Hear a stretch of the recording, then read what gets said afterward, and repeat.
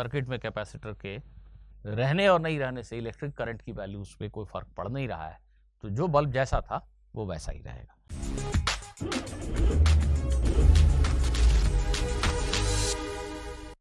आज का सेशन आसान क्वेश्चन के नाम हम इलेक्ट्रिक सर्किट के ऊपर दो बेहद ही सिंपल से क्वेश्चन कम से कम समय में करने की कोशिश करते हैं। ये दोनों ही क्वेश्चन मेरी बुक से उठाए गए हैं, लेवल 1 के क्वेश्चन है शायद। ये एक इलेक्ट्रिक सर्किट दिखाया गया है जिसमें B1, B2 और B3 तीन आइडेंटिकल बल्ब्स हैं। ये C एक कैपेसिटर है, ये एक DC सेल है। In the circuit shown in figure B1, B2, B3 are identical bulbs and C is a parallel plate capacitor. Which bulb is brightest? इस सर्किट में सबसे ज्यादा रोशनी कौन सा बल्ब दे रहा होगा, ये पहला क्वेश्चन है। फिर क्वेश्चन कहता है if the separation between the plates of the capacitor is increase to double its value, अगर कैपेसिटर प्लेट के बीच के गैप को डबल कर दिया गया, how does the brightness of each of the bulb change? ये तीनों बल्ब में कौन ज्यादा ब्राइट हो जाएगा पहले की तुलना में, कौन डिम हो जाएगा, किसकी ब्राइटनेस नहीं बदलेगी, ये सभी चीजें आपको बतानी है। यहाँ पे मैं आपको ये बता दूं कि शायद IIT JEE में, मतलब JEE एडवांस के पहले ऐसा एक क्वेश्चन पूछा जा चुका है जिसमें कैपेसिटर नहीं था, तो मैंने एक कैपेसिटर इंक्लूड कर दिया है to make it little bit more confusing and interesting. तो आप सभी लोग इस क्वेश्चन को जरूर ट्राई कीजिए। मैं हट जाता हूँ स्क्रीन के आगे से, आप पूरी तरह से इसको कैप्चर कर लीजिए और आंसर देने की भरपूर कोशिश कीजिए। देखो बच्चों, ये एक DC सर्किट है और स्टेडी स्टेट में कुछ मेंशन नहीं है, तो जैसा क्वेश्चन की बनावट है, अक्सर ऐसे क्वेश्चन पूछते हैं, हमें खुद से समझना पड़ता है कि हाँ ये सर्किट काफ़ी समय से ऑन है, तो कैपेसिटर पे जो भी चार्ज बार जाना था वो आ चुका है। अब यहाँ पे चार्ज में कोई फ्लक्चुएशन नहीं, कोई बदलाव नहीं हो रहा है, तो इस पाथ में कोई करंट नहीं है। ठीक है, कैपेसिटर जब पूरी तरह चार्ज हो चुका है, तो हम कह रहे हैं पूरी तरह चार्ज हो चुका है, तो पूरी तरह चार्ज हो चुका है मीन्स यहाँ पे चार्ज का कोई फ्लो नहीं है। अगर चार्ज आ रहा है तो इस पे चार्ज जा रहा है, पर हम कह रहे हैं नहीं ये पूरी तरह चार्ज हो चुका है, ये स्टेडी स्टेट में है, तो ऑब्वियसली हम एक्सपेक्ट नहीं करते कि यहाँ पे कोई चार्ज का मूवमेंट हो रहा है। तो आप सभी जानते हो, शायद ऐसा आप याद करते हो कि स्टेडी स्टेट में इस कैपेसिटर वाले सर्किट में आप इस कैपेसिटर को एक बार दिमाग से हटा दो, है ही नहीं ऐसा सोचो, सच ठीक है ऐसा ही सोचो, नहीं है कैपेसिटर, तो ये 20 वोल्ट की बैटरी से जो करंट का सप्लाई हो रहा है I, ये करंट यहाँ जा करके दो हिस्सों में बट रही है। अगर आप गौर से देखेंगे तो B2 और B3 दोनों पैरेलल में।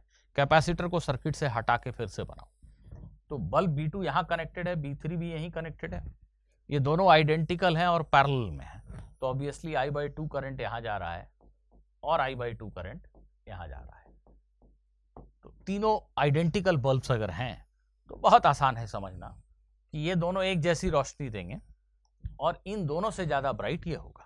क्यों? I²R is the rate of power dissipation, मैंने it is the power dissipation, power बोल रहा हूं तो रेट क्यों बोलता हूं, पावर डिसिपेशन। यहाँ I²R है और यहाँ पे I/2 का होल स्क्वायर R है, यहाँ भी I/2 का होल स्क्वायर R है, तो पावर डिसिपेशन यहाँ बड़ा है, ऑब्वियसली ये बल्ब सबसे ज्यादा ब्राइट होगा, इसमें कहीं कोई दो राय नहीं है। क्या होगा अगर हम इस कैपेसिटर के कैपेसिटेंस को चेंज करते हैं, प्लेट के बीच के सेपरेशन को घटाया या बढ़ाया, तो आपने C की वैल्यू को बदल दिया, कुछ फर्क नहीं पड़ेगा, कुछ फर्क नहीं पड़ेगा। ठीक है, आपने मान लो ग्रेजुअली इसको धीरे धीरे धीरे धीरे धीरे धीरे एक्सपैंड खींच के इन प्लेट्स के बीच के सेपरेशन को डबल कर दिया। अब ग्रेजुअली करने का मतलब सर्किट हर वक्त स्टेडी स्टेट में मानी जा सकती है, बिल्कुल तो धीरे धीरे चल रहे हो आप, तो जो भी चेंजेस हो रहे हैं ग्रेजुअल है, किसी इंस्टेंट पे आप सर्किट को स्टेडी स्टेट में ही मान सकते हो। तो लगातार सर्किट स्टेडी स्टेट में ही है, अल्टीमेटली आपने सेपरेशन डबल कर दिया तो कैपेसिटेंस हाफ हो गया, पर उससे मुझे क्या लेना देना है, अल्टीमेटली स्टेडी स्टेट अगर है तो है, कैपेसिटर पे चार्ज की वैल्यू बदल गई, नो डाउट बदल गई, लेकिन स्टेडी स्टेट जब है तो यहाँ तो कोई करंट है नहीं, सर्किट में कैपेसिटर के रहने और नहीं रहने से इलेक्ट्रिक करंट की वैल्यूज पे कोई फर्क पड़ नहीं रहा है, तो जो बल्ब जैसा था वो वैसा ही रहेगा। इतना ही सिंपल सा क्वेश्चन था, लेकिन ये विदाउट कैपेसिटर ये क्वेश्चन JEE एडवांस में ऐसा कुछ पूछा हुआ है पहले से, इसलिए इसको थोड़ा चेंज करके मैंने आपसे यहाँ पे पूछ लिया। ये रहा आज का हमारा दूसरा सवाल। A tungsten filament bulb is connected to a variable voltage supply. ये एक फिलामेंट बल्ब incandescent bulb का filament है and it is connected to a voltage supply. The potential difference V is varied and current I and steady state temperature T of the filament is recorded. Okay, ये voltage को हम बदल रहे हैं, इस ammeter की मदद से हम इस करंट को रिकॉर्ड कर रहे हैं, रीडिंग ले रहे हैं, वोल्टेज बदल रहे हैं, करंट रिकॉर्ड कर रहे हैं, और ये वोल्ट मीटर से हम वोल्टेज भी मेजर कर रहे हैं। इस वोल्टेज को मान लो बढ़ा रहे हैं, करंट बदल रहा है, उसको रिकॉर्ड कर रहे हैं, इस पोटेंशियल डिफरेंस को भी मेजर करते जा रहे हैं। तो आई और वी को हम रिकॉर्ड करते जा रहे हैं। Steady state temperature T of the filament is recorded. इस बात पे गौर किया जाए, इसका मीनिंग ये हुआ कि अगर तुमने वोल्टेज को थोड़ा सा बढ़ाया तो फिलामेंट गर्म होगा, उसको स्थिर होने दो, उसके टेम्परेचर को फिक्स कांस्टेंट होने दो। टेम्परेचर टाइम के साथ जब बदलना बंद कर दे उस टेम्परेचर को रिकॉर्ड करो, V को रिकॉर्ड करो, I को रिकॉर्ड करो। नेक्स्ट स्टेप, फिर से V को बढ़ा दो, फिर थोड़ी देर रुक जाओ, टेम्परेचर कांस्टेंट हो गया, अब नहीं बदल रहा है, अब टेम्परेचर को रिकॉर्ड करो, अब V को रिकॉर्ड करो, I को रिकॉर्ड करो। तो टेम्परेचर V और I ये तीनों आप रिकॉर्ड करते जाओगे स्टेप्स में। और find the slope of the graph if the graph is plotted for log of VI। ये ऐसा ग्राफ बनाने को बोल रहा है आपसे, y एक्सिस पे logarithm of V into I को प्लॉट कीजिए और x एक्सिस पे लॉगरिथम ऑफ टेम्परेचर को प्लॉट कीजिए। बताइए कि इस ग्राफ का स्लोप क्या होगा। Assume that the temperature of filament is T which is much greater than the surrounding atmospheric temperature।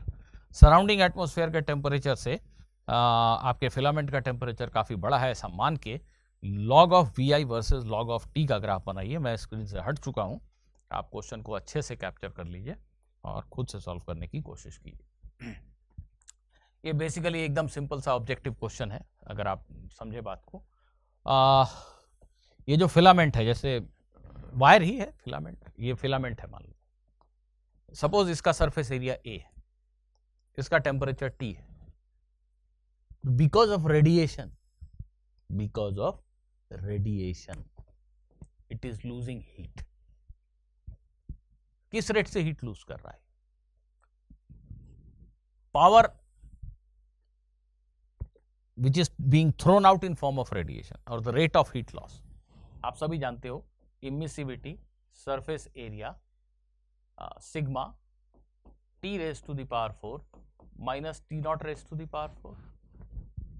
इतने जूल पर सेकेंड ये एनर्जी लूज कर रहा है बिकॉज ऑफ रेडिएशन।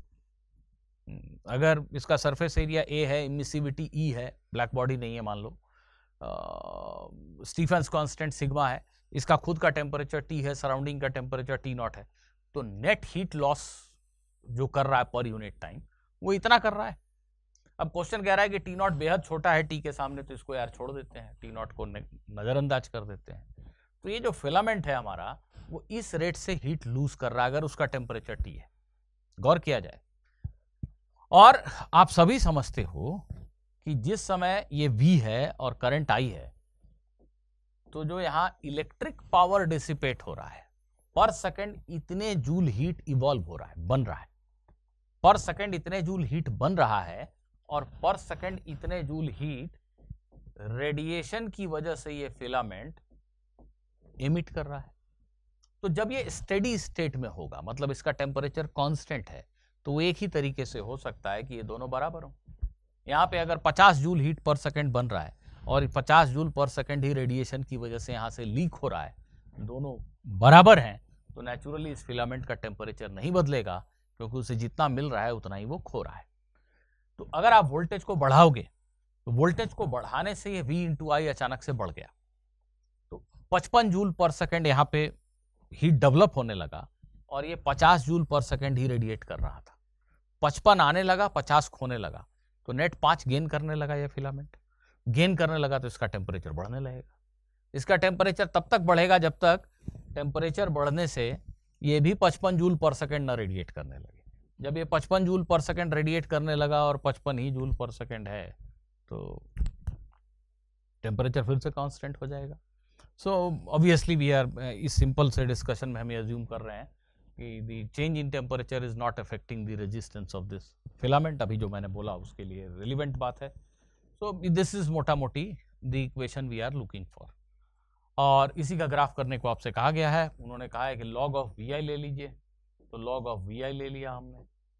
अब ये पूरा चीज़ तो एक कांस्टेंट है गिवन कंडीशन में, एज्यूमिंग कि उसका फिलामेंट का डायमेंशन वगैरह भी नहीं चेंज हो रहा है, तो ये कांस्टेंट को k लिख देता हूँ, तो log ऑफ k हो जाएगा इस, और plus 4 times log of t। तो यहाँ पे log vi मतलब y एक्सिस पे ये चीज़ है और x एक्सिस पे log t है, तो this is equal to y is equal to mx plus c।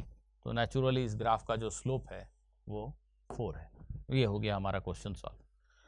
तो इसमें शायद आपके मन में कुछ और बातें चल रही हों, तो उन अजम्पशंस को आप जोड़ दीजिए, कमेंट सेक्शन में लिख दीजिएगा, और क्या अजम्पशन लेने से ये क्वेश्चन और बेटर हो जाएगा, जिससे बाकी लोगों को समझने में मदद मिल जाएगी। अगर आपके दिमाग में कुछ चल रहा है ऐसा, तो कमेंट जरूर कीजिए। मिलते हैं अगले वीडियो में कुछ और क्वेश्चन के साथ। Good bye.